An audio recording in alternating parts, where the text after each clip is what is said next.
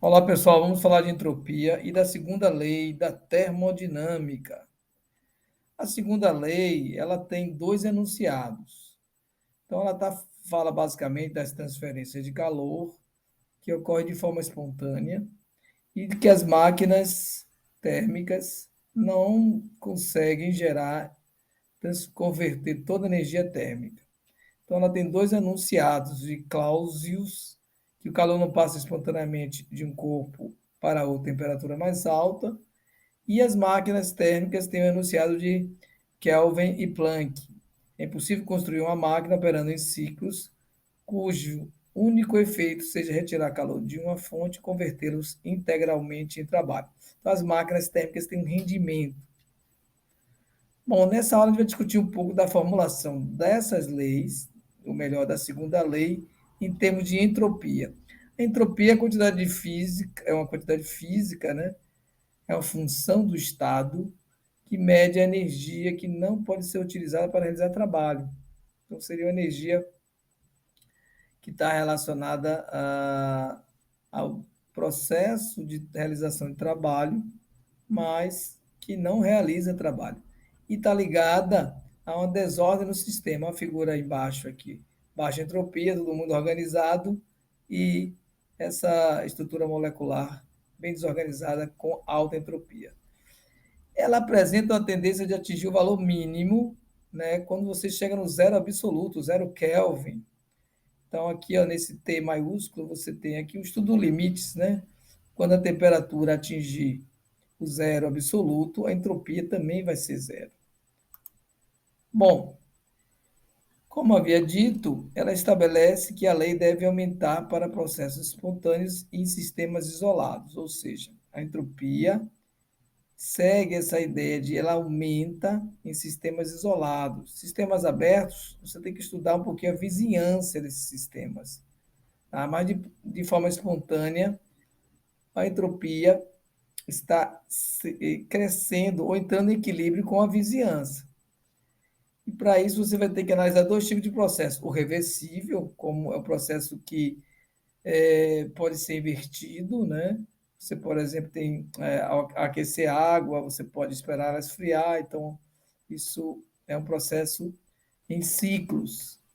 Um processo cíclico é um processo reversível. E você também tem os processos irreversíveis, que não há possibilidade de voltar ao início do processo, né? Você queimar uma folha de papel, fazer o cozimento de um ovo, são processos irreversíveis. Então, nesses processos, a entropia tende a aumentar. Por exemplo, num veículo, né, um motor, quando ele transforma a energia do combustível, né, numa energia útil, aquela energia dissipada é a entropia, né? Que o motor dissipa muito calor. E você nunca mais vai poder utilizar essa energia que foi perdida, vamos dizer assim, através do processo de queima de combustível. Então, a energia dissipada é a entropia e você nunca mais conseguirá reutilizá-la pelo processo inverso. Ou seja, não há uma reversibilidade no caso desse processo de combustão dos veículos. Bom, essa reversibilidade está relacionada à segunda lei da termodinâmica. De forma geral, posso dizer que a entropia do universo ela vai ser sempre maior ou igual a zero. Então, quando nós temos, primeiro é bom lembrar que ela tem as unidades em Joule, Kelvin, ok? E nós podemos anunciar a seguinte relação entre a segunda lei e a entropia. Em qualquer processo termodinâmico que ocorra entre dois estados de equilíbrio de um sistema, a entropia total do sistema mais sua vizinhança permanece constante se o processo for reversível. Então, reversível, aqueles processos em que são cíclicos, então o ΔS, que é a entropia, pode ser igual a zero. Agora, ela aumenta ou é maior do que zero se o processo for irreversível. A entropia jamais diminui no sistema. Então, em processos isotérmicos irreversíveis, eu posso trazer uma fórmula da entropia. você pode trazer que a variação da entropia, ΔS, é a quantidade de calor sobre a temperatura absoluta, ok? E, claro, você também pode usar uma fórmula integral para relacionar essas duas grandezas. O dq é a variação de quantidade de calor e você vai fazer 1 sobre a temperatura em relação a Q. E a integral vai me dar essa variação da entropia. Bom, é importante enxergar também que a variação total da entropia é a variação do sistema, da entropia do sistema, mais da vizinhança. A vizinhança acaba tendo uma colaboração em relação à entropia, porque está próximo daquele sistema.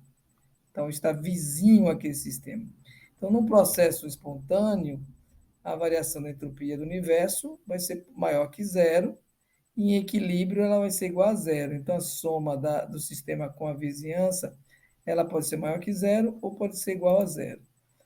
Então, na química, a gente pode extrapolar até isso, falando dos processos exotérmicos e endotérmicos. No endotérmico, esse segundo, há também entropia negativa, mas ela da vizinhança. A vizinhança, não o sistema, está tendo uma entropia negativa, quando ela, de alguma forma, perde calor. Agora, do sistema, a vizinhança, ela recebe do sistema calor, então a entropia aumenta. Observem nessa primeira figura. Então, há também como analisar a variação da entropia. Então, pessoal, fazendo aqui um exemplo, uma máquina Carnot com rendimento de 25% opera entre as temperaturas de 400 e 300 Kelvin. Então, vamos imaginar aqui essa máquina, né? Visualizar aqui rapidamente. Você vai ter uma fonte quente, né? Uma fonte quente de 400 Kelvin. Tem a máquina térmica e a fonte fria. A fonte fria também tem uma temperatura razoável, 300 Kelvin, e ela deve realizar trabalho. Calcule a entropia, né, a variação em cada ciclo da operação dessa máquina, sabendo que ela consome 4.000 joules por ciclo.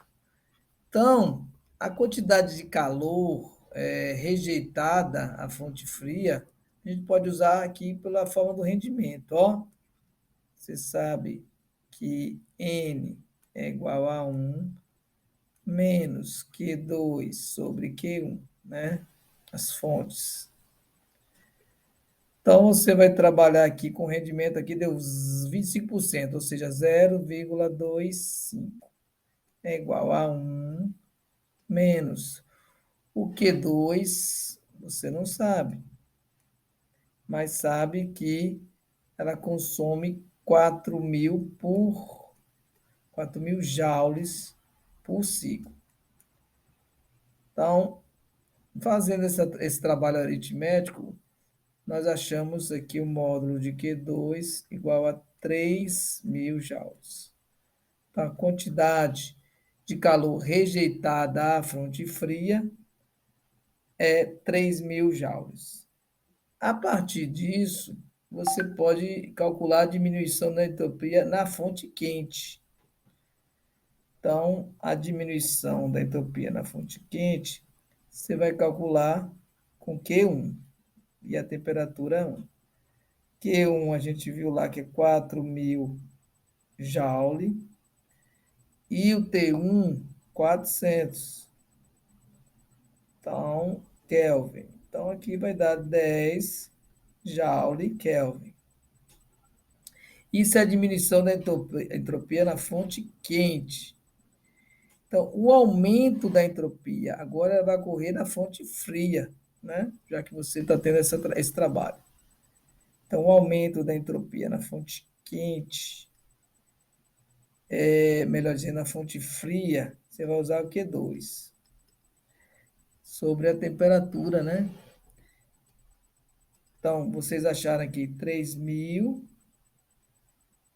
3.000 sobre a fonte fria estava 300 Kelvin. Também deu 10 joules Kelvin. Ora, a variação, então, que é o que a gente quer, da fonte quente para a fonte fria, vai ser S2 menos S1. Só que eles são iguais, então essa variação foi zero. Quando a variação é maior do que zero, você tem um aumento da entropia. Quando ela é igual a zero, você tem que esse processo não teve variação da entropia, então ele é considerado um processo reversível em ciclo. E isso é verdade. Uma máquina que segue o ciclo de Carnot, ela é uma máquina que está fazendo um processo cíclico. E no processo cíclicos, né, ela obedece a um processo reversível e ideal, né, um processo em que a variação de entropia é zero. Nossas referências